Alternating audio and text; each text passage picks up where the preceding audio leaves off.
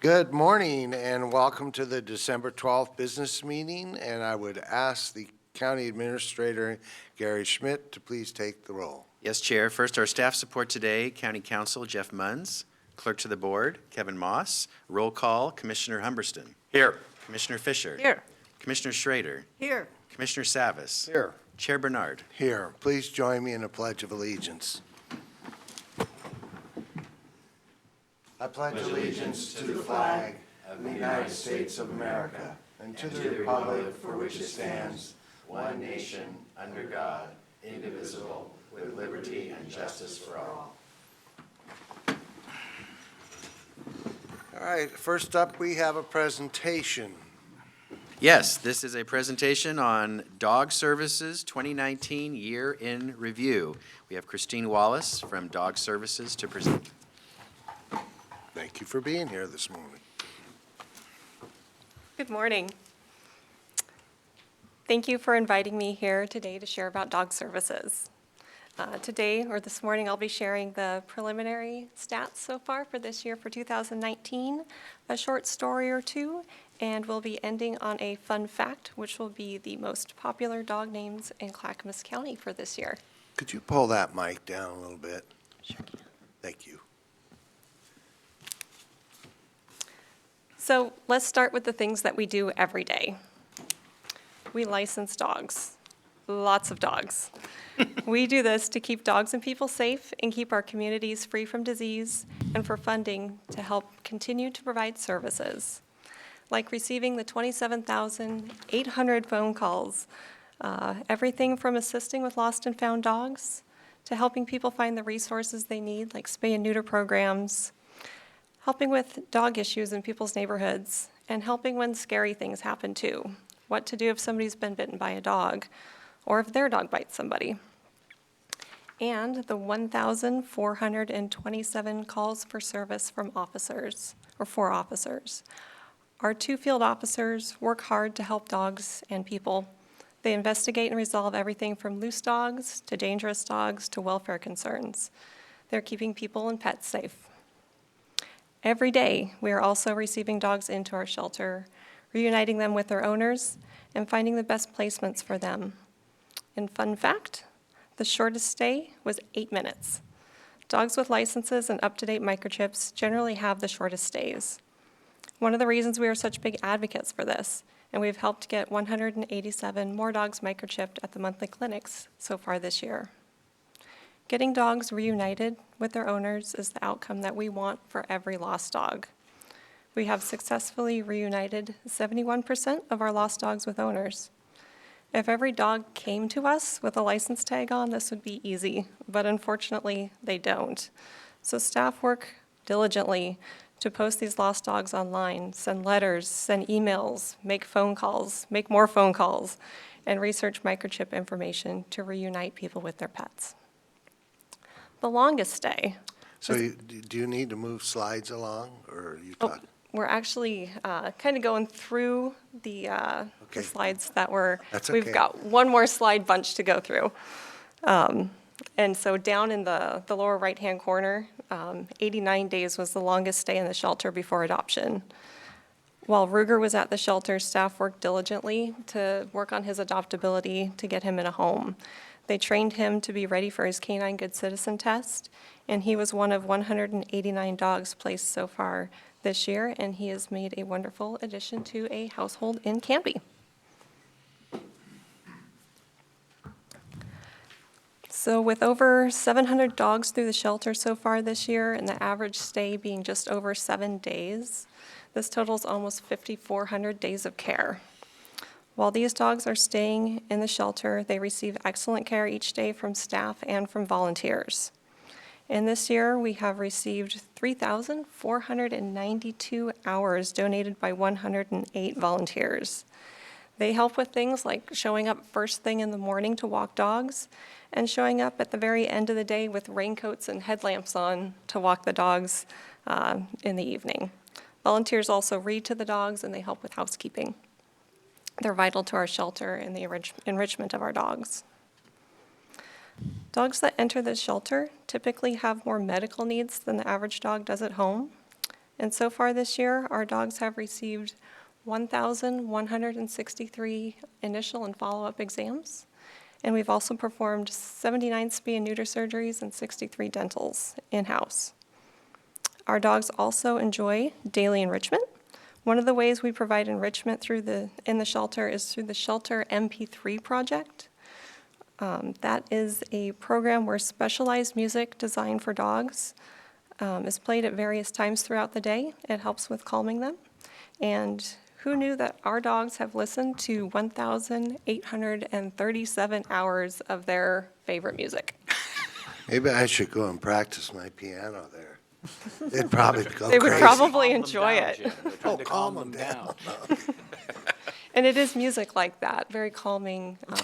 My dogs always lay by me on the pillow and fall asleep when I play piano. They do. Aww. If they don't fight. Also, because of the generosity of our community, we've been able to feed our dogs and also share over 6,800 pounds of pet food with local area food banks. Keeping dogs fed outside of the shelter also helps keep them from coming into the shelter. So it's really valuable that we're able to share that food and that we have food banks out there to help, distribute that. And the number 3 down in the lower right-hand corner. It's a small number, but the impact is deep. We've been fortunate to have been involved with providing some basic veterinary care this year to 3 dogs in the Veterans Village. This helps the dogs, but it also helps with the mission of the village by helping dog ownership not be a barrier to finding permanent housing. A vaccinated, licensed dog goes a long way when somebody is seeking permanent housing. And it also helps keep the veterans and their pets together. Last month, the village reached out to us, letting us know that a veteran was getting close to getting into housing, and that the barrier was that his dog hadn't been to the vet in years, and the property manager wanted proof of vaccination. Our veterinarian was able to provide this, and later we got the good news that they did find housing, and they were able to stay with their pet. Before I go to the last slide, and you hear the most popular names of 2019, I just want to thank our county for supporting the dogs in our county. It's everything combined that helps us do what we do. The dogs we help and the dogs that come into our shelter come from our communities. They're Clackamas County dogs. And the fact that people from our communities are giving back by licensing, adopting, volunteering, donating, and sharing just deserves acknowledgement. So thank you. And for 2019, the top 2 names are Bella and Cooper. I thought there'd be a Max in there somewhere, but no. So thank you for your support. Thank you. And Ken? Yes, one, I want to say thank you personally for Slick. He's a great dog, and we really, really enjoy him. And secondly, for convening the group of breed specialist rescue groups to work together with those breed specialists to place more difficult dogs. I really appreciate you putting that together, and I hope you'll continue with that. Yeah, we have plans for probably another February meeting. Please make sure I get it calendared. I'd Will like do. to be there. Will do. Thank you. Martha? Yeah, I also want to thank you. I have a great dog from the shelter. She's old now. Chicken Noodle is her name. She's half lab and half Great Dane, so she had the goofiness of a lab with the size of a Dane, which you really have to work hard with dogs like that because they don't know their own strength. She's 100 pounds, and she's just, as she moves into her old age, she's just the sweetest, most wonderful dog. And she has a little compatriot, which is Little Dog, who is a terrorist. She's a Pomeranian, who has escaped on more than one time, so I'm also well known by the law enforcement folks in Lake Oswego who tell me she's very cute, but she's a pretty fast runner. So anyway, bigger dogs oftentimes don't escape in the same way that little dogs do. So thank you for your work. I love having our pets, and I think it's just so important for people to have the bonding with those beautiful pets. And if you look on my website, or my Facebook page, there's my picture with me hugging big old Noodle, so. Anyway. Thank you very much. Thank you Thank you. very much. All right, next is citizen communication. We have Darlene and Michelle, or is that, yeah, Michael. Darlene and Michael. Go ahead. Just give us your name and where you live, and got 3 minutes according to the clock. Okay.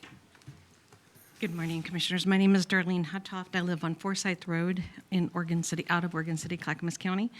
And I'm coming today to address a policy that code enforcement said that you guys as commissioners made. My neighbor cut down 500-foot fir trees, brought in excavation equipment, and started cutting a cliff into the hill that we both live on. He dumped the dirt behind my property, some of it. I called the county to find out if it was permitted, and it was not. They told me that I needed to file a violation, which I did. And he, in retaliation, filed a violation, lies, saying that I had garbage on my property. I received an accusation letter, and then I received a violation, 2 violation letters. I asked why I had a violation when nobody came out to look, nobody came out to check, nobody came out to prove, and they said that if anybody says there is garbage in your yard, it's an automatic violation and that the commissioners made it that way. So I want to find out if that's true. I don't want this, I've been cleared of it after the fact, but it remains on my record. I don't want it to remain on my record. That, to me, devalues my property. If I wanted to sell my property and somebody looks and says, there was garbage on this property at one point, how do they know I haven't buried garbage or, that I wasn't dirty? I take very much pride in my yard. I post lots of pictures of my yard on Facebook. I've hired landscapers. So it bothers me that that's on my record. So I wanted to ask if that policy is true. I've talked to Diane Batista. I've talked to her boss, Matt Rozelle, his boss, I can't remember her name, and then the boss above that, Cheryl, is it Biggs? Something like that. And they all agree that this is the way it is, that the county commissioners made it that way. And so I guess I'm asking why that, if that is the policy, why no proof? Even in a court of law, you're innocent until proven guilty, but yet I'm guilty just because I was told there was told there was garbage on my property, which there was not. But yet, the county wants me to prove not only my neighbor cut this hill, which I have valid reasons for being concerned about the stability of the hill, the lateral support, the drainage, what it's doing to my property, what it's doing to my drain field. Plus, he has a business that he runs on his property. But the county wants me to prove that he has a business, but yet they didn't have to have any proof that I had garbage. All right, do we have somebody who can answer some of those All the questions? staff you mentioned are actually in the room, so if you'd like, Chair, we can have either Cheryl or Dan. Cheryl, come to the table and can explain. Dan, actually, the Director of the Department of Transportation and Development, Dan Johnson, is right here, and he is coming forward. Good morning. Dan Johnson, Director of DTT for the record. There's a lot of information there. We've got to talk to you afterwards. One thing I want to share with the board is the fact that there's 2 components here, one of which is process. We have had a lot of discussion around code enforcement throughout the years about what the process is. We've had process discussions around, are there confidential complaints and when the process for that. We've had discussions around priority lists and the nature of those violations, all of which to balance the caseload and the need from our community to do enforcement on the various codes that we have.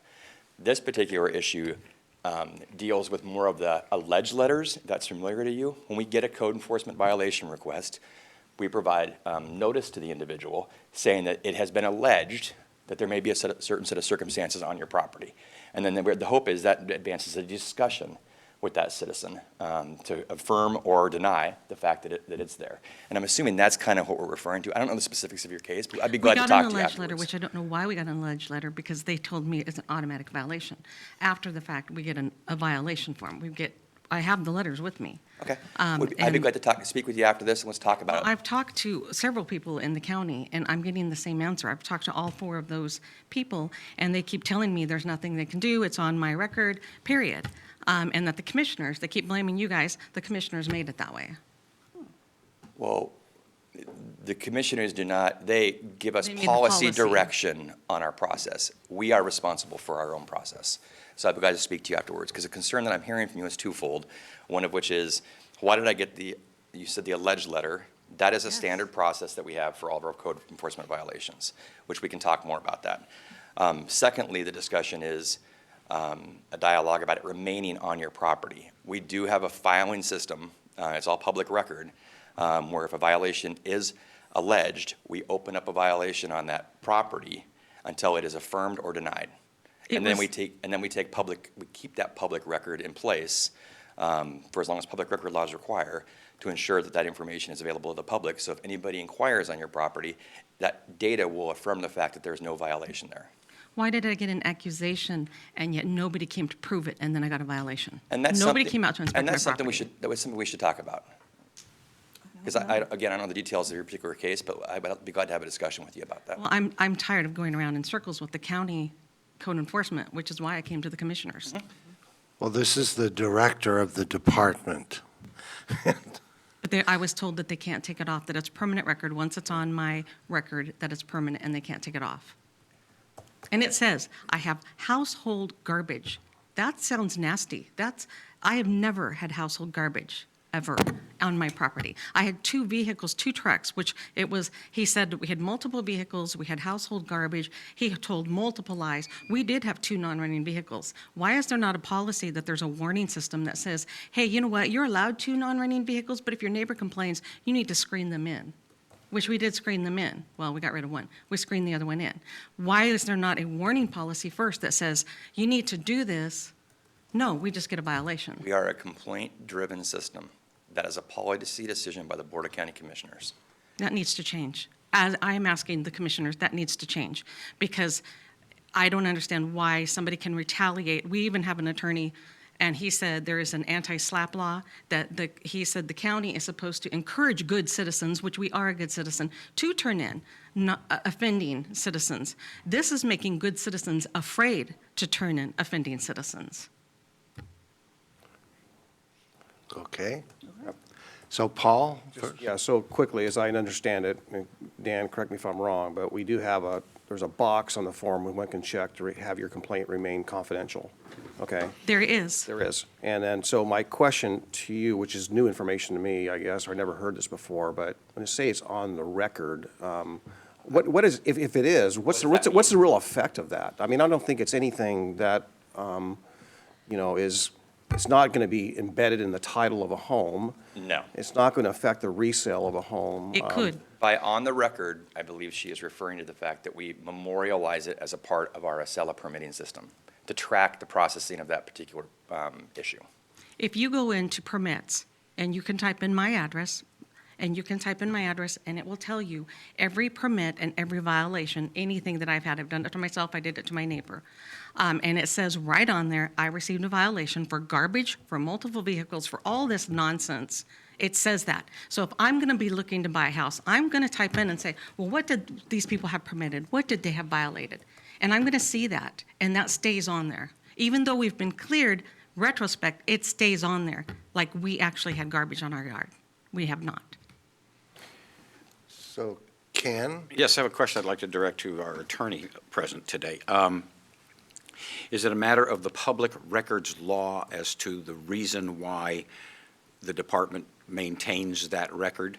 That's correct. And what it'll show is that, in this case, if it has been cleared that you did not, in fact, have a violation that was enforced, but that you had complied with the code and that was cleared, that would be in the public record as well for everyone to find. That if they looked into that, it would see that you are no longer in violation if you ever were, but that we started the process as a result of a complaint, followed it through, and then it sounds like, from your case, and again, I'm not aware of the exact facts, but that yours was cleared. And that'll also be available to the public. But it doesn't say that when you type in the address. It says violation, and it says all the stuff that we were accused of. It does not say violation cleared. When you just type that in, I welcome you to look it up. Well, to answer your question, yes. The public records law is why we retain this, and then it would include the entire record of our activities. Which, if I understand it correctly, means that we, in effect, do not have the authority to expunge the record, because we are required by law to maintain that as a public record. That is correct. Okay, so that is not something that we or the department can respond to. I do have a second question. If it's alleged that there is something visibly bad on a property such as garbage, do we not go out and look before we send a letter of any kind? The process is that we send the notice of the alleged violation. That's not my question. My question is, do we go out and look to see if the garbage is there before we send a letter? No, we do not. Okay. Could we? Yes, we could. Okay. And the reason I'm asking that question is that might prevent this from happening in the future. I would agree, but a topic for discussion is around, we like to engage in a discussion with the citizens before we take any more advanced action than that. So a lot of these result in the fact that, we may get a complaint. We send the alleged letter. It starts a discussion with the community about, hey, let's have a dialogue about what exactly this is, what concerns we're hearing. Some of those are resolved over the phone. Some of those are resolved simply through taking some pictures and providing some evidence and documentation to us. Some of them are retaliatory. I mean, we do get retaliatory complaints where we can validate those easily, not necessarily requiring a site check. But you could make a process, we could have a process discussion with the board about doing that. I mentioned this being retaliatory when we first got the first letter, and I called Diane Batista, who I also talked to about my neighbor originally. Why did they not common sense? It is retaliatory. Why did she not go, yeah, I can see that this is probably retaliatory. Why don't I come out and inspect for myself before I give you a violation? She did not do that. Because she just gave me a violation. Well, getting to the discussion around the fact that it is a public action that an assertion was made, and there are public records laws regarding that assertion that we have to document appropriately and save appropriately. And so the violation that you're talking about is the type of file that it's under. So you said when you look on the data, it says a V file, and it says here's what the issue was when you look up on the data. That was the assertion that was made. And I don't know the details of the case, but you said that the discussion was around solid waste, right? And Solid waste vehicles, violations. Yeah. And so, you just said, I thought, the fact that you had some inoperable vehicles, which is a discussion to have, and that you took the appropriate action to deal with that issue. So, the nuance is the fact that I want to talk to Diane a little bit more to see if the violation was actually opened, meaning that it was actually processed, or that you worked through it sounds like you worked through a cooperative process to resolve the solid waste issue that was there. According to these letters, it's open, and it's even threatening that we can be fined. Well, we need to do this offline. This is, we could go We'll have a talk. on and Yes, on. yes. I'll tell you, one thing is that a violation letter goes out, we ought to give them 30 days or something and have somebody run by, and then if there's no violation, you just close it. That's what I would ask. And we can have a discussion around that. That's a Okay. budget discussion to have with you, though. All right, let's do that. I mean, I'm not, resource issue. I'm not, It's a resource but it's a issue. dialogue around And I understand caseload, that, staff but- load, all of that. And we have talked long and hard about this process. Yes, I'll So, personally drive by.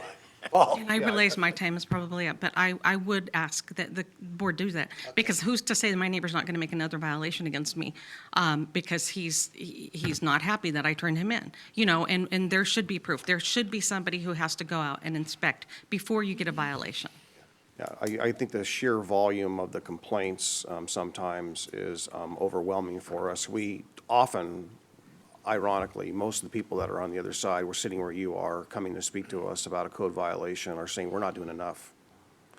So a majority of the people on the opposite side saying you need to do more, you need to do more. So we have to strike a balance between quality of life. And I hope that, my question to staff is, I hope that when a problem's resolved, that the record Reflects that. reflects that issue But it's resolved. still there. And so, yeah, it is what, it's public records. I mean, it's the government, that is set by state law. That public records law is Has to be a accurate. state issued law. It's not something we have the flexibility to interpret differently.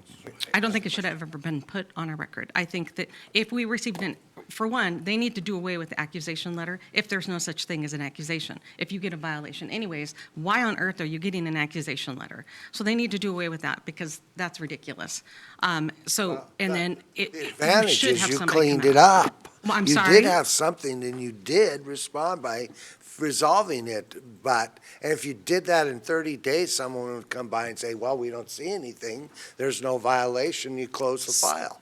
But Seems yet we got a simple enough. violation. Why did nobody came to look and we got a violation?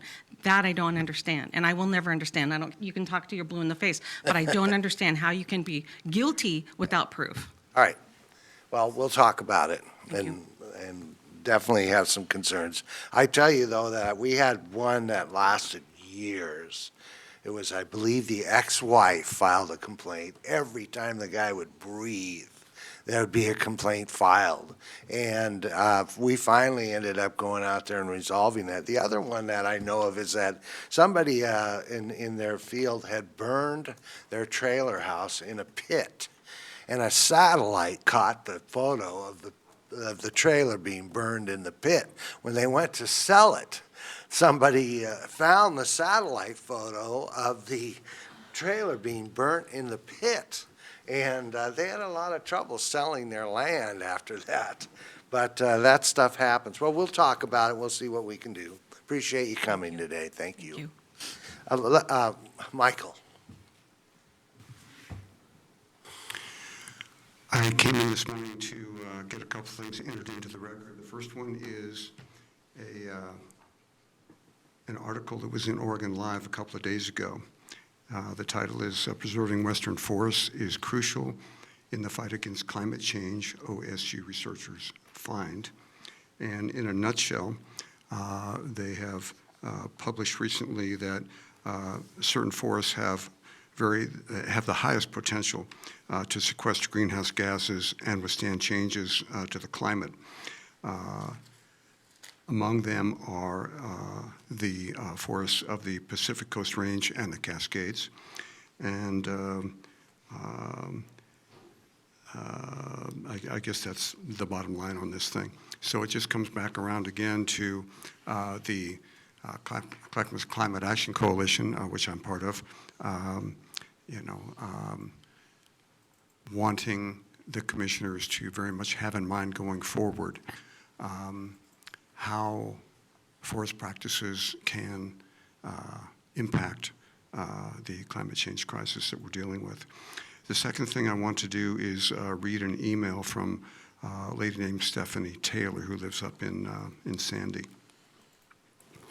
I'm a volunteer with BARC and a Sandy resident. I got your contact from Courtney Ray at BARC. She sent this to our group. My background is in science, specifically forest and wildlife ecology. I'm deeply concerned about the proposed timber sales in Zigzag because I live downstream Sandy River from Zigzag off a tributary, and I'm concerned about increased sediment in my well groundwater. I also recreate in the proposed horseshoe sale, so I believe I have standing if this comes to legal action. She went to the Zigzag hearing with a bunch of other people to demand an environmental assessment be done, and asked for generous notice to the residents along the Sandy and the creeks about the impacts on drinking water. Comment connected to this. A critical period for the Mount Hood forest zigzag cut will come up in the next probably 45 to 60 days, even though the entire process might take all of 2020. The units that they're talking about are varied in the type of tree, the way they've been replanted, but the whole thing's been untouched for 20 years. These cuts could highly impact residents using the rhododendron water system and also impact the runoff waters feeding the Sandy River, Trillium Lake, and the Bull Run Reservoir. Even if these cuts cannot be stopped, how they are done is very important. This upcoming comment period creates an opportunity for you, the Clackamas County Commissioners, to speak on behalf of our citizens' health and future sustainability. So I am here asking that you please consider commenting. We're So not can looking you for leave that dogs. email? Because I could barely understand Yeah, you, and I don't know why. I'm not sure if these are sales of our forests. Federal. They're federal? They're federal, Oh, yes. yeah. But it's all Clackamas County, and it affects Clackamas County people. Yeah, well, we'll I'm not take a saying, I'm look not at it. saying that you can stop the federal government doing what they may do, but I'm saying that your opinion on this would have an impact possibly on how it gets done, even if it can't be stopped. All right, appreciate it, thank Okay. you. Thank you. Next up, thank you, Les Poole.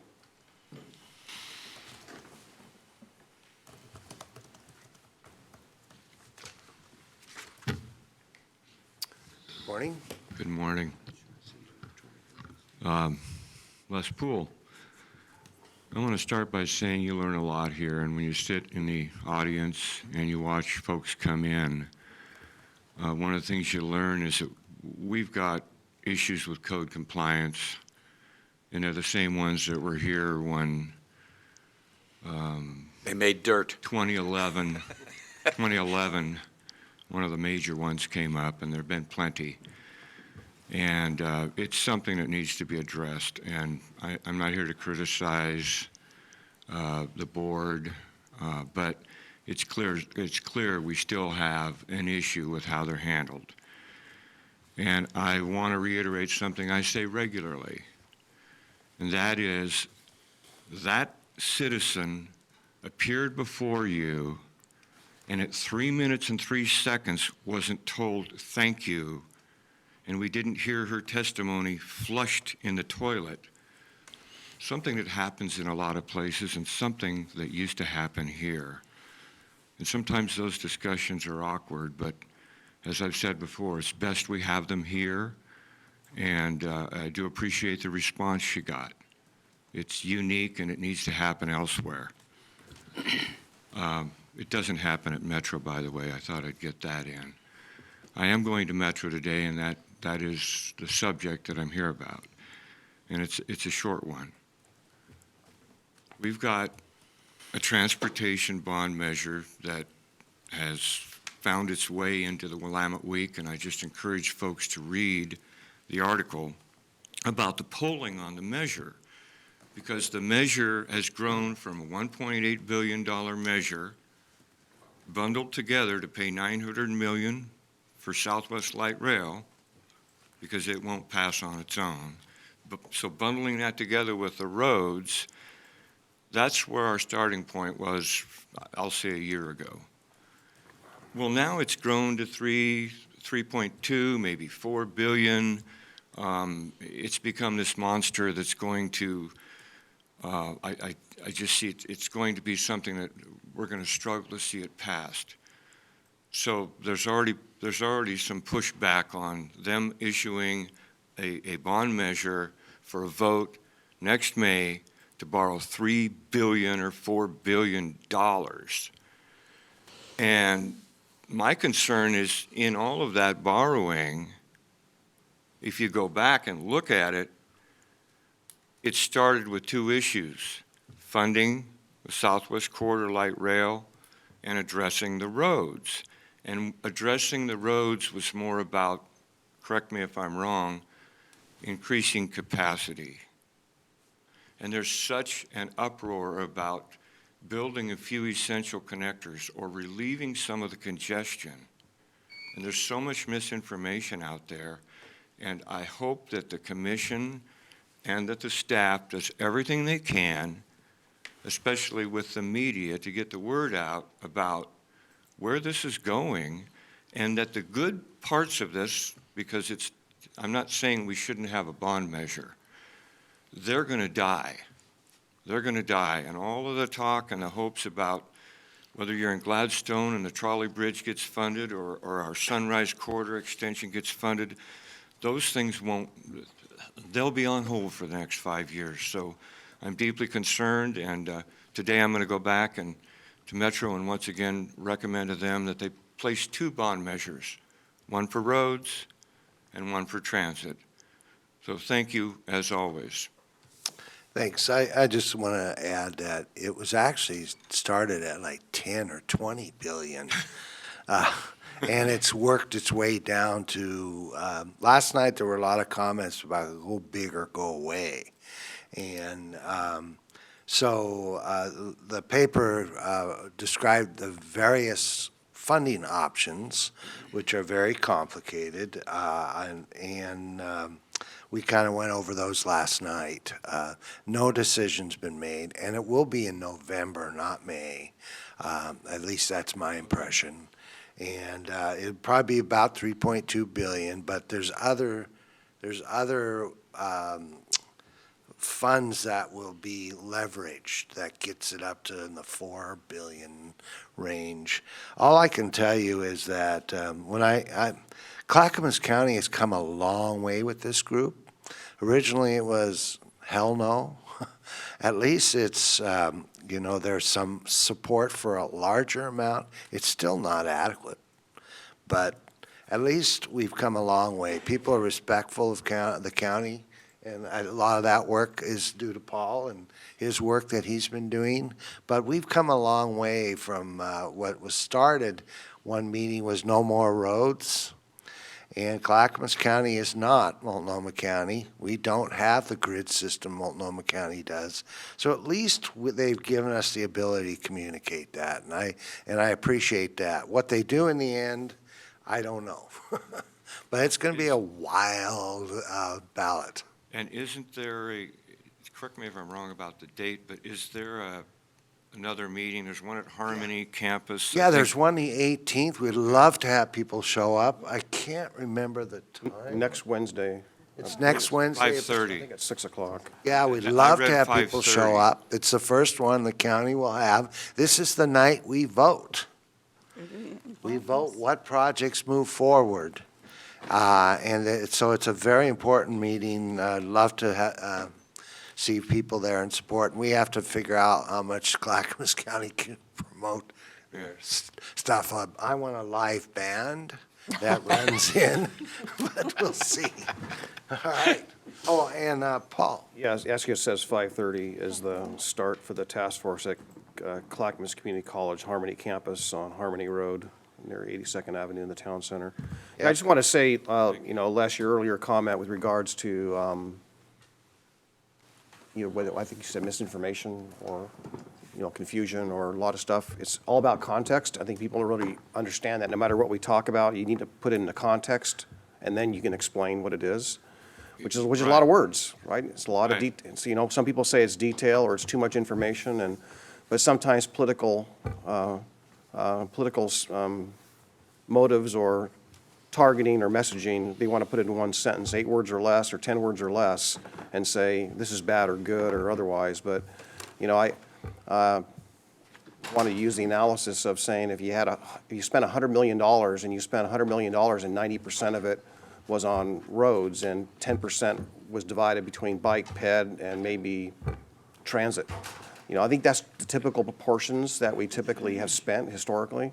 But, sometimes people want to put things on there where it's flipped, right? It's 90% bike, ped, and transit. Maybe it's 10% roads or very little in the way of roads. So, context. Oh, yes. Well, thank you all. Thank you.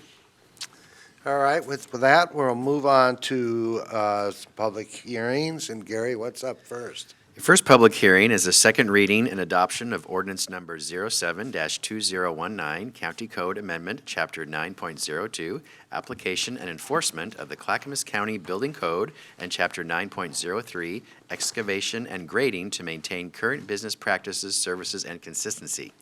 Phew. Cheryl Bell, from the Assistant Director of Transportation and Development, will present. Good morning, Commissioners. Yeah, I think this one always clears the room. People are really excited about building codes. Today, we're here for second reading for for proposed amendments to County Code Chapter 9.02, which is application and enforcement of the Clackamas County Building Code, and Chapter 9.03, excavation and grading. We have talked with you about this in 2 previous policy sessions, one on the September 24th and one on November 5th, and we also did a first reading on November 27th. In summary, once again, These proposed amendments are in response to the changes made in the state building code to the scope and administration provisions. And by enacting these amendments, we will be maintaining business practices as they have been since the start of the building code since 1974.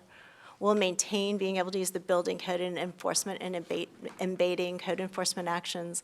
And we'll be able to use, tie other ordinances and rules of the jurisdiction when issuing permits and certificates of occupancy. Since the first reading, we have made two minor changes to the proposed amendment. The first is in the definition of processing. We have included a definition of agricultural processing in these changes. And afterwards, County Council noted there was a slight wording changes that need to be done to be in alignment with state land use law. So I've been asked to read the new definition. There is a track changes in the packet if anybody would like to see the track changes. The new definition is agricultural processing is the compounding or conversion of an agricultural good into a product. The alteration of the physical makeup of the agricultural good is the primary characteristic of agricultural processing. Agricultural processing does not include preparation, cleaning, treatment, sorting, and packaging of agricultural goods. The second change to the ordinance is related to the time frame. We, once again, have a tight time frame dictated to us by State Building Codes Division. The code became active on October 1st, and we're under a grace period that expires January 1, 2020. Due to this time frame, if we don't have the ordinance become active upon today's action, we would have a stopgap in time where we'd have to do other processes to make sure that we don't lose our business practices or the enforcements that we've been discussing. So staff is respectfully asking that the board declare an emergency so this can be effective immediately upon adoption. Leading to public comment, we have been doing public comment related to this. We have done that through social media, on our website, and notice to the CPOs. The first reading also served as an opportunity for comment. Today, we have had no public comment on the proposed amendments. So that kind of leads to staff recommendations. They're a little bit more technical. I was asked to read them verbatim. Staff requests that the Board of County Commissioners read the proposed ordinance by title only and proceed to adoption of the proposed amendments. And staff respectfully requests that the board declare an emergency exists such that the amendments take effect immediately upon adoption of the proposed ordinance. So I'd be happy to answer any questions or the long line of public comment. Any questions? No.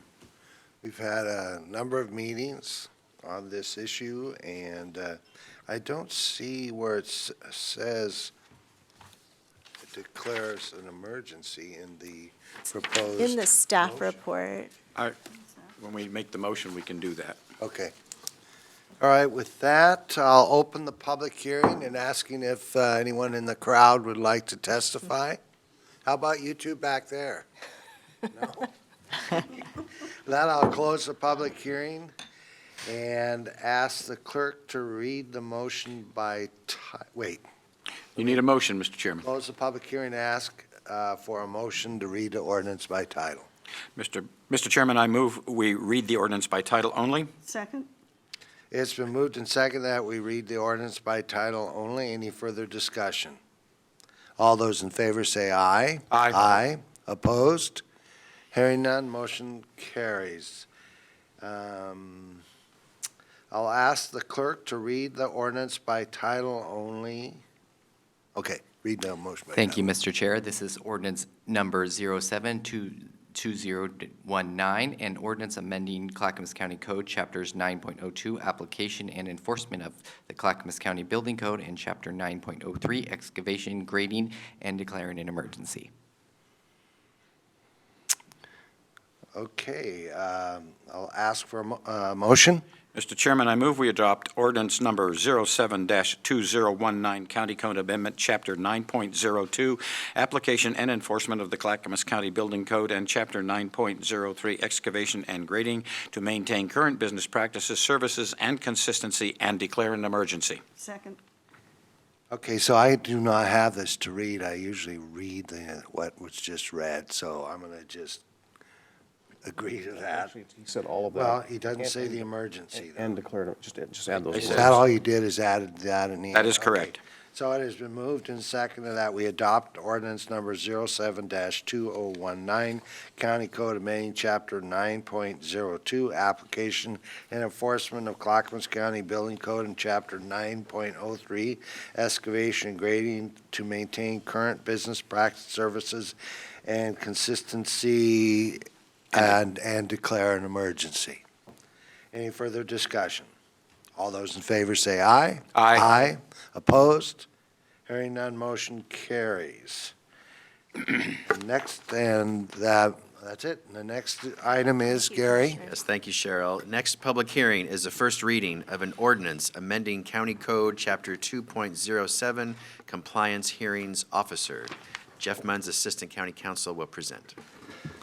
Yes, Chair, Commissioners, we've spoken with you recently about this one last week at Issues, as well as in October about previous version of this potential code change to Chapter 207. In particular, it deals with notice that we provide to members of the public who have a violation pending. It's different than the one that was recently discussed by a member of the public, where a complaint had been received and then that was passed along to the person owning the property. This is after we've gone through that early process of providing notice, engaging in a discussion, attempting to determine what the potential violations are, and then potential ways to have the property owner bring the property into compliance if in fact there is a violation. These changes deal with the provisions that are used after we've passed those steps and we are in need to issue a citation, or after two citations have been issued and we need to take the matter to hearing to get an order of our hearings officer, code and compliance hearings officer, to enforce the county code. So the changes that are being made are to streamline the methods of providing service and to better ensure that service is actually provided. In the past, these have been done through certified mail in the case of a citation and through registered mail in the case of a notice of hearing, both of which were frequently returned to us. We have been previously providing notice as well by first-class mail so that we had a better chance of the respondent receiving these notices, but given the cost of the postage and the demonstrated ineffectiveness of the certified and registered mail actually achieving the notice, we recommended these changes. First is to just mail the notices by first-class mail. And then if that is not successful and those are returned, we would then have the option of going out and serving the respondent personally with the notices and the citation. And if they're not available, to post it at their property, much in the same manner as you would in an eviction case. So it's a method that's been used by the courts. It's been proven through those processes over the years to be effective and provide proper process for people who are affected by a code enforcement proceeding. So these sections to be amended are Chapter 207-030, specifically Section D3, that regards the citations, and then in the notice of hearing in Section 207.050. The final piece of that notice of hearing is that we had a provision there previously that any defects in the service of the notice could be disregarded by the hearings officer, but we wanted to make that a little clearer that they can be disregarded if the person in fact received actual notice. So if there was any difficulties in the process of them receiving service, there was some discussion, did you get it served properly? If they got it and they showed up at the hearing, They got it's achieved, and we don't need to argue about that any longer. We wanted to try to make it simple for the hearings officer to determine what in fact is necessary for them to decide regarding service. So that's all that we have on the code change. I'm happy to answer any questions that you may have. Any questions? Nope. Seeing none, I'll open the public hearing, ask if anyone would like to testify on this matter. Seeing no one, I'll close the public hearing and ask close the public hearing and ask for a motion to read the ordinance by title only. Mr. Chairman, I move we read the ordinance by title only.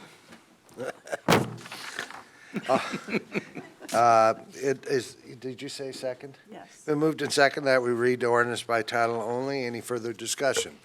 All those in favor say aye. Aye. Opposed? Hearing none, I'll ask the clerk to assign a number and read the ordinance by title only. All right, thank you, Mr. Chair. This will be ordinance number 01-2020, because it is being adopted in 2020, and ordinance amending Clackamas County Code, Chapter 2.07, Compliance Hearings Officer. Any further discussion? I'll ask, do the commissioners have any proposed changes to amendment to the draft ordinance at this time? Seeing none, I'll announce the second reading will be Thursday, January 9th, 2020 at 10 a.m. And with that, we'll move on to the consent agenda. Thank you Ask the again. clerk to read the consent agenda, please. Thank you again, Mr. Chair. On today's consent agenda, under Health, Housing, and Human Services, approval of an intergovernmental agreement with the University of Wyoming, Wyoming Survey and Analysis Center, approval of Amendment Number 5 to the intergovernmental agreement with the State of Oregon, acting by and through its Oregon Health Authority for operation as a local public health authority for Clackamas County, approval of personal services contracts with Metropolitan Services, Inc., Northwest Family Services, and Totos Hutos for Family Resource Coordination Services. Under elected official, a preview of previous business meeting minutes, approval of a contract with U.S. Bank National Association for banking and merchant services from our treasurer's office. Technology services, approval to enter into an intergovernmental agreement between CBX and the City of Sherwood to deliver internet services to business along the CBX fiber network. Approval to purchase HPE Nimble Primary Storage and annual support from CDW/G. Under our North Clackamas Parks and Recreation District, approval of a resolution for the North Clackamas Parks and Recreation District supplemental budget less than 10% and budget reduction for fiscal year 1920.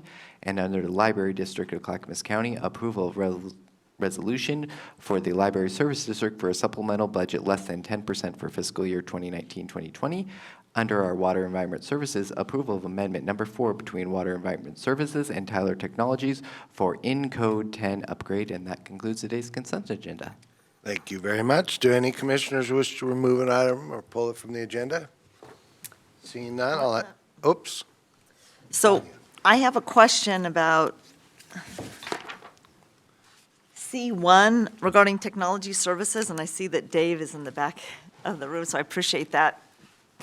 I just wanted to check in on a process question. It was my understanding that a business plan was going to be developed, that we were going to look at that as a board, and that would help inform us on whether we were going to engage in providing ISP services.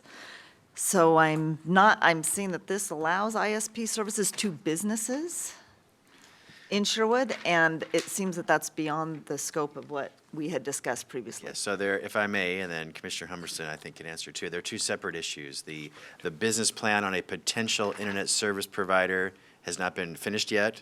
That is a separate project from the current Clackamas Broadband Exchange, which is the fiber broadband network we built the county. So this is just, we're providing access to these communities. What they choose to do with it is their business, but as far as the county potentially being an internet service provider, that is separate from what this work is right here today. So if Commissioner Humberston wants to clarify what I said. So this is what we have approved in the past, and that is CBX continues to operate as they have for the last, 9 years, I guess it is, in selling access via the cable to the internet, but not providing internet services at this point in time.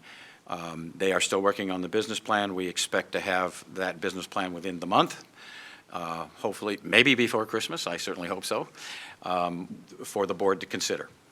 Okay, well, it's really confusing because this They're two separate things. statement says, to enter into an intergovernmental agreement with the City of Sherwood for the internet services ISP to businesses along the CBX fiber network. Yeah, it allows ISP businesses to use that fiber to provide the ISP services. So we're not providing the ISP. That is correct. We are essentially using the freeway. They're using the freeway of the fiber.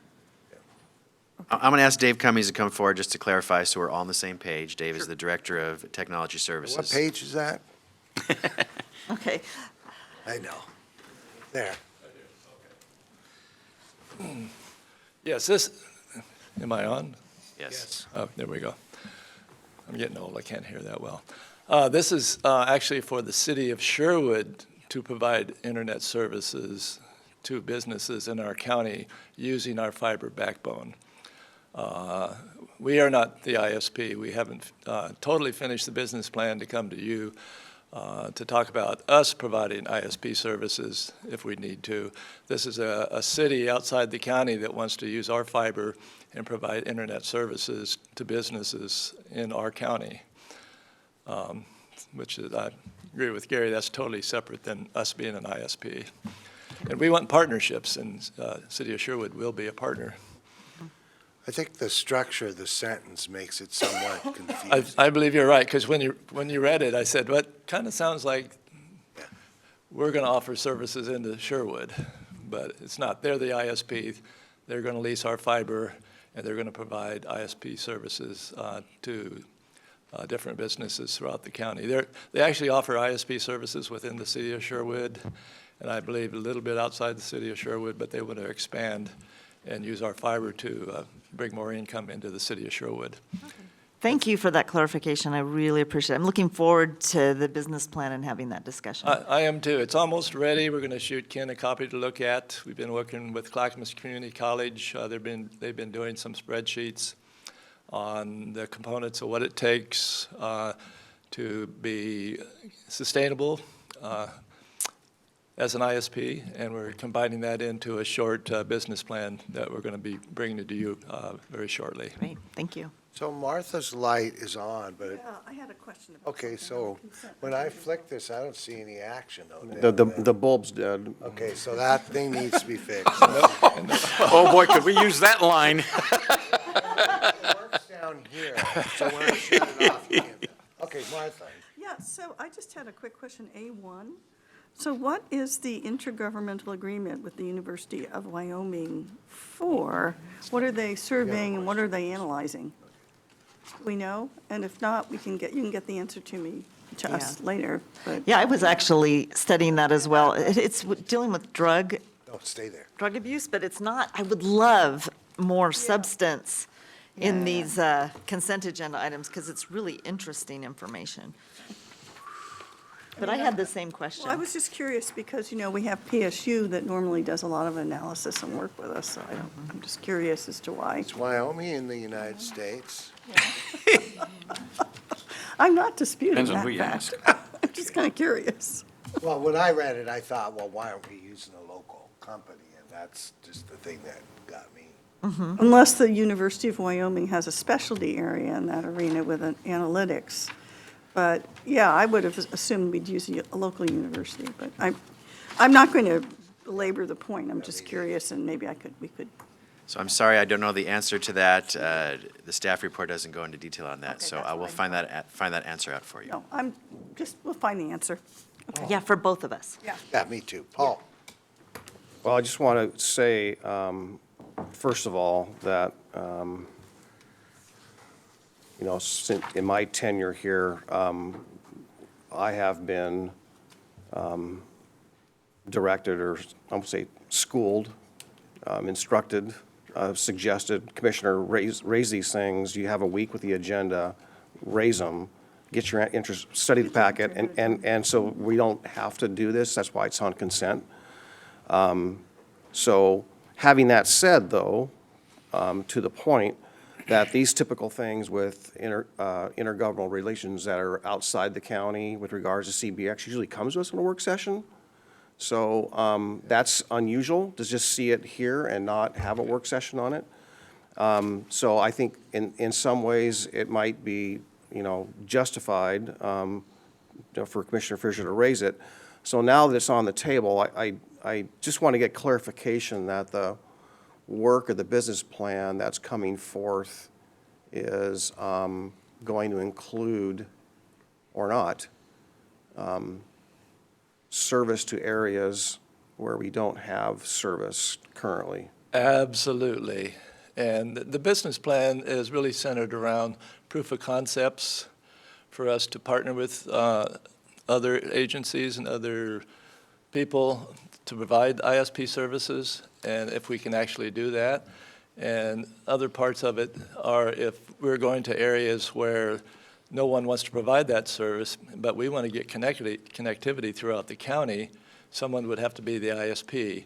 and maybe some proof of concepts on a small scale to see if we could actually do that and be a success at that before we spread that out across the county. But what we're looking for is a business plan that's really a template to where we can do that and bring revenue into the county so that we can expand and offer the services via a partner and us, if we have to, out through the county so we can get connectivity to all. Because a lot of the companies, unless they make a big profit, they won't expand out. But we don't have to do that ourselves. So, but how do we get that connectivity out through the counties where it's rural? Quanta's project is a good example of us going to homes and providing a service where a lot of other people and telecoms didn't want to do it because of the profit. SandyNet volunteered to do it. It's a proof of concept to see if we can do it. We're doing it on a small scale, and we're going to expand that if it's a success. And there's a lot of different ways to do it. You can have, for example, for businesses, we could offer free connectivity for 60, 90 days, and they can maintain their existing provider that they have just to see if it really works, and we can provide enhanced capabilities.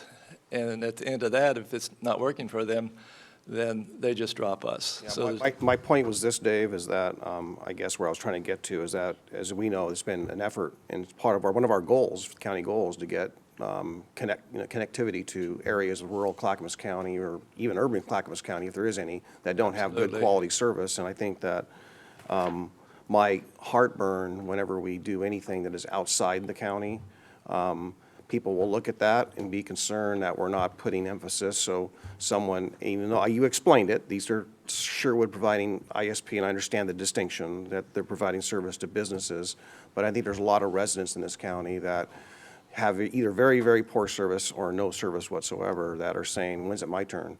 Oh, absolutely. And it's a big puzzle, and we're trying to put it together. The city of Sherwood's going to pay us for the privilege of coming in and being on our backbone and offering the services. So we're bringing in revenue to do that, which I directly want to push out to do projects in the rural areas of the county to get that going. It's only two ways I can get money, is to make it by selling dark fiber, or three ways, or partnering with people and getting money from that, or writing grants. And some of the best ones out there are the USGS grants. Well, to get them, you have to be an ISP. So it's almost a two-bladed sword. But those are the only ways I can get money to expand out, because it's a lot of money to expand the internet. Or we could pass a bond that would light up the whole county, but. Yeah, we're not exactly. doing that, so do And then that. there's the whole issue of 5G coming in, and we went to a big demo from Verizon over in 5G in Hillsborough, and that's up and coming, but it only really works more in dense areas where you have a lot of population, so rural areas, probably not. So a lot of things going on, but to get this thing rolling and get it going, we have to have a plan, and it has to be a multiple-faceted plan of how we get out there and fund it and get it going. And to get partners like the city of Sherwood that want to pay for the privilege to come in and offer services in the county, that's a way of us getting revenue. Yep. Yeah. Ken? Before, I just want to just close out with this, that is getting just back to our own internal policy and process of kind of consent agenda items being, worked out before we get to the consent agenda, because if they're not, then when we approve it, and oddly enough, I'm not blaming staff, we have the agenda on Tuesday. Staff is very deliberate to say, here's your agenda, here's what we're going to do. Are there any issues, so that we can knock those out on Tuesdays and give at least a couple-day buffer? Yeah. So if that's still the process, It is. that's fine. But it seems like lately we've had a number of things spend a lot of time on, and I know staff's time is of value, and having them here or calling them to be here. I know you just happen to be in the room. I presume. I don't know if you were called to be here, but that is that's not always here the when case. I have something on the consent agenda. I come over. Yeah. Yeah. Okay. All right, you. so, Ken? Yeah, I'd point out, this isn't the first CBX contract with other agencies that we've had and that have been on the consent agenda. If we are going to do an ISP in the future, what we have said is that we would partner with whoever we can partner with to do this, because our objective is to get the service, not put people out of business. If we don't want debt, then the only options that we have are to do what you are doing currently, which is selling access on the CBX line, which provides an income into our technology services department, which can then be used to expand the service in other areas, obviously with a priority on the rural areas. Or we can go into debt. I mean, that's really our choice, and we have made it clear from the beginning that we're going to try to do this cash on the barrelhead every step of the way. If we do make the decision to go with an ISP, then it will open the door to grant monies that we have the potential of getting.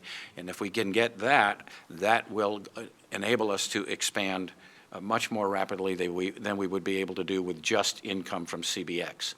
So this is a multi-pieced puzzle that the staff are trying to put together, and they're trying to do it in a way that it has no impact on the general fund, and that it will be self-sustaining. So.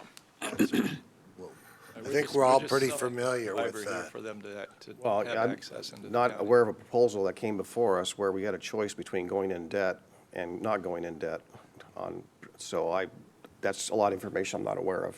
Well, it's been general. I would just say it's generalized discussion, and you look, how do you finance something like this? And what are your choices, right? You either have a service you can sell and make a profit on, you can go into debt, or you can find grants. I mean, those are the three basic ways that you can do this. And it's been relatively clear from my interpretation, and certainly talking with Administrator Schmidt, that debt's not one of the options. So we're All trying this to will do be this in a way presented that's- to you at a policy session when staff has completed their business plan. Which will That's be all coming next forward. month in January, In January, right? yes. Great. Look forward to that. Yep. With that, I'll entertain a motion. Move to approve the consent agenda, Mr. Chairman. Second. It's been moved and seconded that we approve the consent agenda. Any further discussion? Seeing none, all those in favor say aye. Aye. Aye. Opposed? Hearing none, motion carries. Thank you very much. Thank you for being Thank here. you so very much.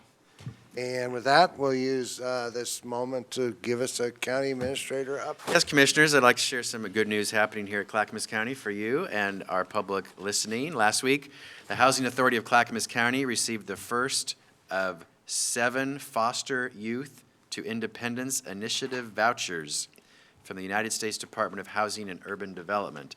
This is a new federal program that provides housing assistance and supportive services to young people in the foster system who may be at risk for experiencing homelessness after they leave the foster system.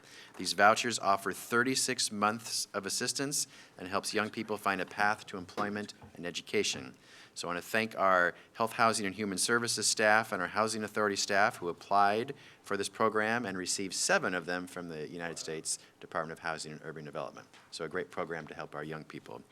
Next, our staff in the Department of Transportation and Development have been working with the Oregon Department of Transportation and the City of Happy Valley to ensure that the upcoming Highway 224 safety project at Goose Hollow Drive will proceed smoothly. As you may know, this project involves building a traffic separator to prevent left turns that have previously led to crashes, including a fatality recently.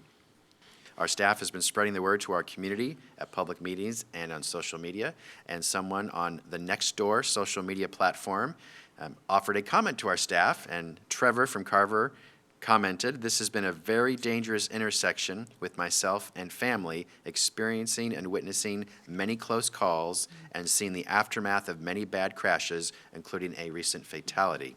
Thanks to all involved for taking decisive action." So thank you to our staff working with other jurisdictional partners to help solve a safety issue and bring positive impacts to our community. That's my update today. Thank you. Thank you very much. Commissioner Fisher. Thank you, Chair Bernard. So we are in the holiday season, as we all know, and as we do our work as county commissioners, so much of what we do, we are dealing with the safety net, we are dealing with safe roads, we are dealing with consequences to health issues such as vaping, we are dealing with public health, we are addressing homelessness.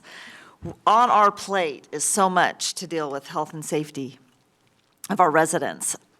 This holiday season, I've noticed especially that there are a lot of people that are really struggling out there with influenza B is out there, even if people have been vaccinated with a flu shot. They're still getting sick. There are lots of colds. I've had 2 people very close to me, my son included, that had terrible abscesses and had to go through emergency surgery.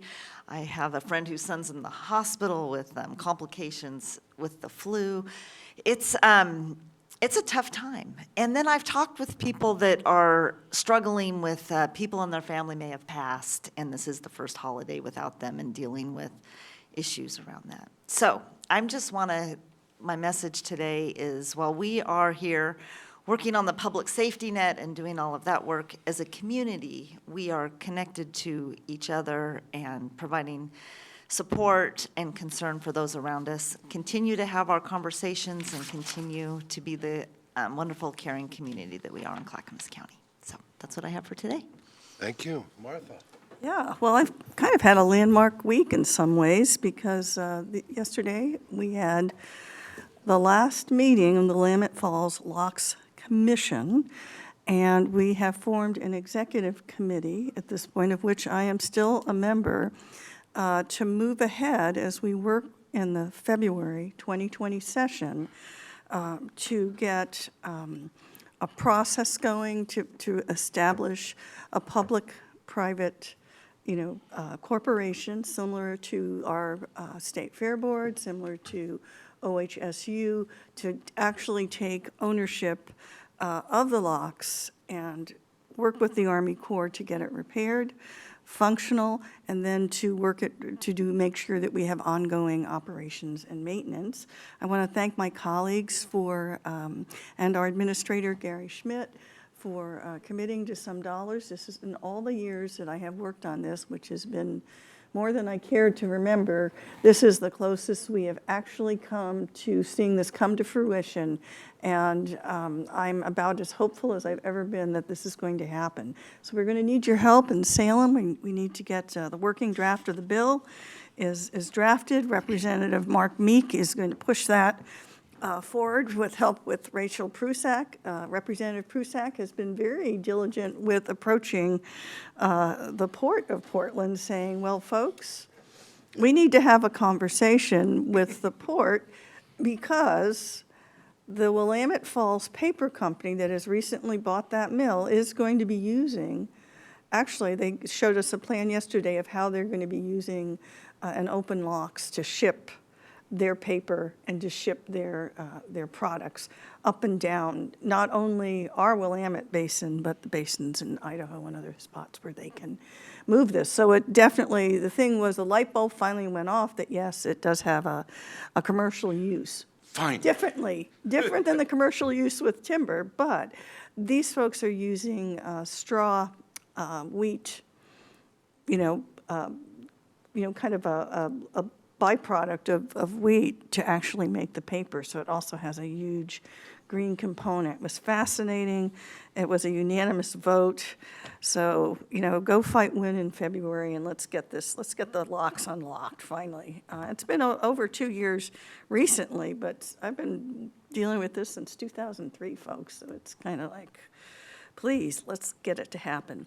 The other thing is I had an opportunity to go to the Oregon-China Council reunion dinner. That was fantastic. Ken, I didn't know why you weren't there, but I'll make sure you know it. I wasn't either. Well, then I'll make sure that you get, I think I'm supposedly officially on their board, I think is part of it. That was what it was. That probably was, yeah.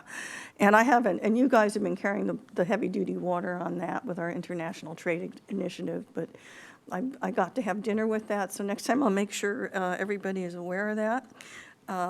They're looking at keeping relationships with the state ongoing, as well as counties. They're still eager to work directly with counties on international economic development. Finally, MPAC last night, I handed the gavel over. Thank you, goodness. Woo, yeah, glad that 2 chairmanships. Yeah, I need to, it was quite the, it was quite the year, but we went out with a bang. Speaker Kotek was there, basically talking about House Bill 2001, which is, of course, the bill that is allowing triplexes, duplexes, so on, attempting to somehow increase capacity in the kinds of housing, density housing that we can have in some of our areas. We had folks from LCDC, we had folks from the nonprofit. It was a large panel. We had folks from Beaverton Community Development, Portland Planning, the Fair Housing Council of Oregon, Portland Bureau of Planning and Sustainability, the Sightline Institute, and they all talked about what this legislation they think is going to mean in terms of increasing capacity, and it was a great discussion, and more news to come. Evidently, there is another bill that is going to be on the docket, House Bill 2003, which is requiring cities to update housing needs studies and create housing production strategies.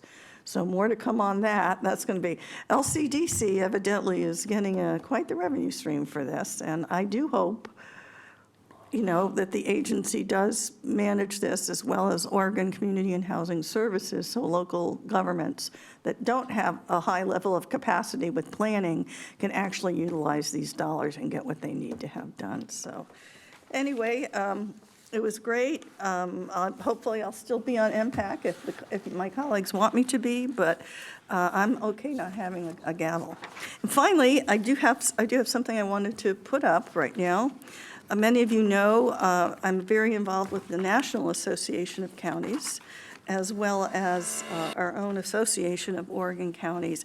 And I wanted to just remind folks that the legislative priorities of our national association unites over 3,000 of America's county governments. We come together, we advocate for a collective voice on policy, we exchange ideas, we move through leadership. This is very important for us because a lot of county functions require federal dollars to be funneled through, and the National Association is our voice at the federal level as well as the local level to make sure that our common needs are all met. And Kevin, I don't know if there's another page that talks a little bit about some of those. Yeah, so here's our National Association, and I think when I look at these priorities, we fit every single one of them. County infrastructure, mental health treatment for substance use disorders, broadband development and accessibility, payments in lieu of taxes and secure rural schools, something our timber counties consistently lobby for. The Farm Bill, important for us as an agricultural community, the effective definition of waters of the U.S., and then economic mobility and opportunity. So it is valuable for us to be a part of this. It is valuable for us to have a voice at the table, because when you take a look at some of the dollars it brings to counties, $187 billion in loans and grants for development, PILT and SRS, more than 70% of counties investing in storm sewer systems, sewage disposal, solid waste. We really are the boots on the ground, and I'm grateful. I want to thank all of you for giving me the space and the time to really work on these things that hopefully will bring back dollars to our county. And it was I think the high point of the last NACO conference was I got to visit the University of Nebraska Medical Center, Public Health, and we had a tour of the isolation ward of where they actually housed the initial Ebola patients, and they did lose one patient. But to see that process, to see how they managed that huge public health infrastructure, and Omaha, this was in Omaha, and they do a fantastic job, and they're a top-notch medical center. So fascinating. All right, I could probably go on, but I've got a couple of words in arts and culture, and then I'll be done. All right, Bumbershoot, noun. I'd never heard this one before. My daughter lives in England. You do? Oh, yes. Oh, good. I have a Bumbershoot in my truck. Oh, okay. It means an umbrella. And while some believe that Bumbershoot is the British slang term, chances are, if you are in the UK and it looks like rain, you might hear the word brolly, the British slang for umbrella, rather than the American-coined Bumbershoot. So I'm going to check in with my daughter and ask how many brolies she has in the house. Okay, arts and culture in the county. All right. Clackamas Repertory Theater presents Wing It for Kids. This is December 14th at our own Osterman Theater on the Clackamas Community College campus in Oregon City. It's going to be fun. It's going to have lots of musical stuff for kids, and it's from the Songbirds of Ogden Middle School. Great that they have music in the schools. It helps with brain development. It's a wonderful thing for youngsters. And Lakewood Theater also has some presentations for children. The Best Christmas Pageant Ever, Friday and Saturday, December 13th and 14th, 7:30 p.m. At 7:30 p.m., Sunday at 2 p.m. and 7:30 p.m. at Lakewood Center for the Arts, Lake Oswego. The Herdsmans were the worst kids in the history of the world, so it surprised just about everybody when they decided to take part in the town's Christmas pageant. This is a classic, folks, so if you can buy tickets and take your kids. And any other information about the arts, go to clackamasartsalliance.org. Thank you for letting me be long-winded. Okay. All Thank right. you. Ken? Thank you, Mr. Chairman. I was glad you were able to go to the University of Nebraska's hospital center. Amazing. And it's interesting you mentioned Ebola. Most people don't realize that many thousands more people die of measles Right. than do from Ebola. So make sure your children are vaccinated. This week, I spent some time with the veterans on the First Friday breakfast, and just to point out that besides the number of people that have been placed in housing, we have several people now in our vets group that are volunteering at the Vets Village to help their colleagues. One of them does haircuts, one of them is teaching cooking and working, and is maybe hired as an assistant with Do Good Multnomah. So the program is doing well. Last night I attended the Molalla City Council meeting, where they took care of what I would consider pretty much routine city business, but it was interesting to hear what they're working on in their community. Attended the Forests Forever Appreciation Dinner at the Hopkins Forest, and the Beaver Creek Christmas events. But what I really want to talk about today, and Martha, I hope you pay attention to the very last one, because I think you'll appreciate this, is as your liaison to the Tourism Board. Last night, the Tourism Board approved 5 grants.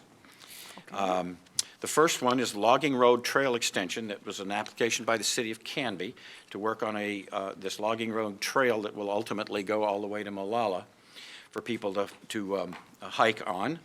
And they were awarded $35,000 for that project. The next one was a Trillium Lake Recreation Improvement Project, which is with the U.S. Forest Service and the U.S. Forest Service Foundation. And we approved $81,000 for that trail. There's 600 and some odd feet of that trail that had deteriorated and needed to be repaired, and there are other sources of funding that are coming in for a total project value of $383,000. But it was $81,000 from our tourism division that was awarded to that project. The Clackamas River Ambassadors Program was awarded $25,000. What they want to do is place volunteer river ambassadors at 5 strategic and popular access points on the upper and lower Clackamas River during the 2020 peak recreation season, where they can tell people places to actually canoe or kayak or float, and also encourage people to use life vests and whatnot like that. So there'll be river ambassadors for our community. And then the next one is out in Eagle Creek, and it's called Sawmill Undercover. And the Philip Foster Farm was awarded $41,125 as a heritage organization, and will allow them to cover up that particular sawmill and some of the other things they do so they can be open even in inclement weather to tourists that come there. We awarded partial funding to the Clackamas Park Water Recreation and Access Hub Planning with Oregon City. And that is all on that. But then the one that I think will warm the cockles of Martha's heart is They that give money to the lodge? the Tourism Department awarded a $150,000 one-time grant to the public corporation upon its founding Yay. for the opening of the lodge. Wow, very cool. That is going to go a long way for our credibility as a county in supporting this project, and also, I hope, helping to push the Port of Portland. Yep. You know, when So that's $150,000 Yeah. from the tourism department, and it is $120,000 from this county in support of Right. the locks. Yeah. Once the public corporation is formed. Formed. And that concludes, oh, excuse me, I have one more thing. That's Almost missed it. Yes. I saw Kevin there just about ready to get me. So season's greeting from Burl Ives. You can call him Burl for short. He's so excited to meet you that he just can't stop his tail from wagging. Let me tell you a little bit about Burl. He's a happy young man who's looking for the love or loves of his life. He's a Labrador Retriever and Hound mix, which means he's an energetic guy with a lovely singing voice. He will need a person or family who is dedicated to his training to help him grow into just the best boy ever and to learn and improve on his manners. Leashes are really weird, so hopefully you're excited about helping him learn to walk nicely on one of those. He really loves to explore. That hound nose will follow wherever the smell takes him. For more information about Burl and other adoptable dogs, please contact Dog Services at 503-655-8628 or www.clackamas.us/dogs. Thank you, Mr. Chairman. Maybe we should borrow him to do the caroling that we're doing, I guess, next week. There you go. as a commission. I had a friend of mine who had a Hound? had a dog, and whenever the music was playing in the house, or like a commercial would come on, it was music, the dog would start to sing. And she no longer has the dog finally passed, but, Maybe I should get this one from my piano player. so I was thinking, when Christine Wallace was here, we ought to have maybe a county-wide dog singing competition, so. I'm sure that that Facebook meme of the dogs singing is going to pop up soon, as it does every year on the computers. It already has, I saw it this morning. There you go. Well, singing dogs is not quite the segue I was looking for, but, or grabbing onto, but I'm going to take the whole effort with the locks a little bit, and the NACO thing is that I think every trip we made to DC, whether it was for NACO or for our federal lobbying thing, we've put a lot of work and effort on the locks and amongst other things, transportation, a number of things, but I just want to say it's nice to see that it's looking so promising, never secure, but promising. And whatever help I can do with the Port of Portland on transportation, I do know some of the folks, and so if I It would could be be of good to have them. assistance, Call Rachel. Yeah. Call Representative yeah, Prusak. I'll do that. So the next one I want to talk about is that, in our NACO trips, the one thing I took away from one of the NACO trips was this whole progress years back on housing veterans and veteran village type of things that other states have done. And so that helped inspire me to really seek out that budgetary funding for $300,000 way back, which really triggered and spawned the whole veteran shelter thing. So I think that was of great value from an educational standpoint. At the last NACO trip, and as I segue into transportation, the whole issue about safety, transportation safety is a big deal. And some of you know my background and my interest in wanting to see our roads as safe as possible. I've been just in contact with the sheriff's office again, attempting to find out information on what's going on on Highway 211 between Estacada and Malino.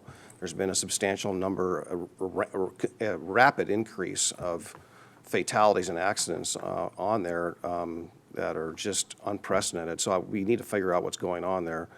I know we talked about that a little. I reached out to the sheriff's office, and hopefully I'll hear something back soon on that.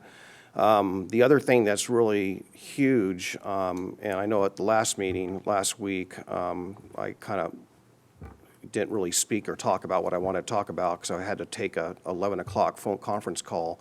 But there's a huge amount of movement that's going towards, climate, carbon reduction, CO2 reduction, all these kinds of things. And the rail industry is actually looking at alternative fuels. And interesting, they already have a pilot out there in which they're using alternative fuels and studying that. But some fascinating numbers on the effectiveness of rail transit versus truck transit, and the numbers are shocking as far as reduction of carbon. So, there's ups and downs. There's for every crisis, there's a blessing, and to some degree, this whole thing with the Terminal 9 issue with the port, that now there's a lot more rail traffic used to ship these containers, so there's a reduction that's going on there. But electrification, successful with TriMet in getting them and lobbying hard at TriMet to get them to step up their game on electrification of the buses, which is a huge thing. So there are things that are happening in the arena that I'm tasked with as a county commissioner, that I'm pretty excited about. And I'm going to use the words, I never used them before, but I really thought about the words. This temporary period of time between now and when most of the cars out there are electric, you know, we're in a transition period right now, and that's the word I really want to say. We're in a transition right now. We're the conversion of our single occupancy vehicles, or our passenger cars as we know them. They're going to be within our lifetime. Those in this room here today are going to see where a majority of the vehicles out there are propelled by electrification. So we're in a transition period, and we need to recognize that, and the need for roads and all kinds of transportation, all modes of transportation is important, and we just can't fathom or think that electrification means obsolescence of personal vehicles. So I think it's going to be the market's saying we want them and we want electric vehicles. So I think that's how the market's adjusting. Close today, again, with last week's comments I wanted to share and this week's comments. We've been talking a lot about housing. My gosh, it's good in ways. It's also exhausting in ways, because the writing on the wall, I think, is, you know, from the wisdom out there, is that things not going to get better anytime soon, and we are making a lot of adjustments to soften the impacts. So we got the housing bond. We're going to be building housing. I know that we spent some time, and in the past, and our staff and the commission has set policy, how we do it. But I think the theme coming out of that was we didn't want to concentrate poverty in any one particular area.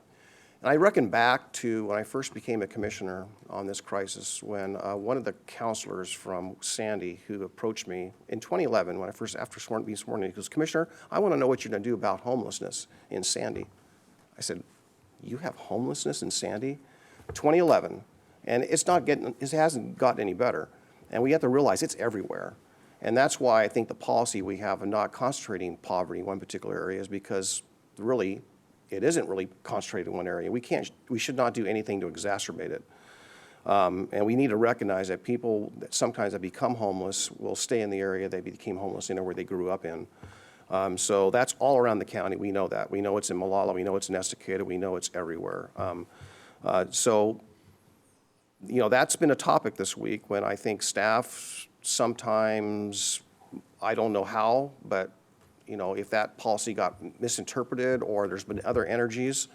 But we spent a lot of time on economic development, having our EDC, as Ken knows, studying McLaughlin Boulevard, knowing that if we want to bring in higher quality restaurants and businesses and stores and so forth, grocery stores like a New Seasons, that we need to have better demographics.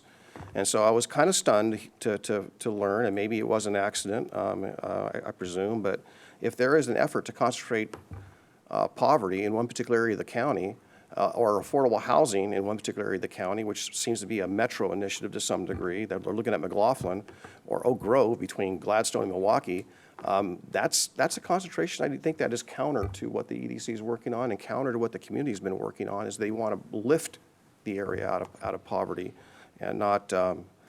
So everyone needs to take their fair share. I think at our Clackamas County Coordinating Committee Thursday night, Rich Swift did a great job presenting to the C4, and we had a good discussion.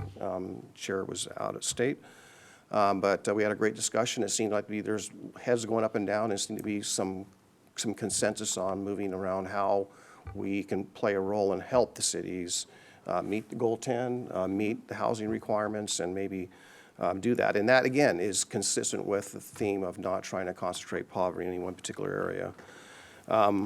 The other thing, just close, I want to just say that we talked a little bit about this, and I know that I worked with Gary and I worked with our legal counsel, MadCor this week, that we be as transparent as we can. And I think sometimes where policy gets shifted, policy direction, maybe that's not consistent, comes before us in executive sessions with opportunity, and if they call it that. And I think that there's a situation where things that really ought to be public policy and discussed in public policy setting first in a transparent way, and then talk about what is, limited or shall be discussed in executive session is a procedural thing. I think that has a direction where it starts there. It doesn't start in executive session where we start changing policy, and that's my concern about what happened this week. With that said, that's all I have for today. All right, I think that's why we have lawyers to give us advice on what can be discussed in executive session or not. One thing you mentioned, and you just mentioned, is Goal 10. For a long time, I've wondering why the state does not enforce Goal 10 affordable housing. And that's why we spent that money to do a county-wide housing needs analysis. And I think it also goes to your issue. Metro's not going to come in here and tell Clackamas County, we're going to focus our affordable housing on McLaughlin Boulevard, or put the lowest income people on McLaughlin Boulevard. That's our job. And our job is to figure out how to spread that evenly. Because we did, I think urban renewal, now this is prior to us, did actually focus poverty in certain areas and built pockets of poverty. We talk about it all the time. So this is an opportunity for Clackamas County to step up and do something different. I thought your thing on foster kids was really good, that voucher, because when somebody hits 18, they're pretty much out the door. They got nothing. And this gives 3 years of an opportunity to, pick your life up and get started, because, you said, just tying a lot to things, 25 years ago, I used to do a little theater work. And in Vernonia, they had 10 kids living under the bridge for their home, family violence at home or abuse. 10 in Vernonia, who would have ever thought that a little tiny town like that? I drove over that bridge to go to the school, and 10 kids lived under it at night. It's been a long time that, yes. I started in law enforcement in 1971, and there were homeless kids and homeless people. Yep. It's just gotten right now. so much worse, and I think part of it is that, I mentioned this last night, you'll hear the recording, property tax, continuing to put the burden of property tax on housing has forced people out of their homes. Senior citizens, kids, families, we need to look at something different. And I mentioned that last night, even though I was out of order at the time, evidently. That was coming up.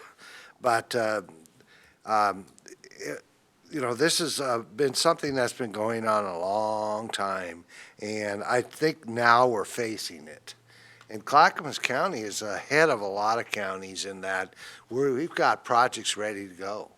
And so I'm excited about what the county is going to do, but I'm going to always keep in mind we are not going to create pockets of poverty. We're not going to choose one area over another and build all those affordable housing units or low-income housing in one area. Or shelters. Or shelters, right. And actually, does this money from Metro, can that be used on shelters? I don't know. I don't either. There's Good two question, though. There's two tie-ins in Metro, and the here together. Maybe Sonia could speak about that, but it Yeah, kinda, we're going to be having a few work sessions on that process, I'm sure. Well, with that, I know we have one more week of meetings, and we're on holiday break. And in case, want to wish everybody happy holidays, and ask Kevin, let that beeper beep a couple of times where you shut it off, because I don't think people hear it. Anyway, but great discussions, and with that, we're adjourned.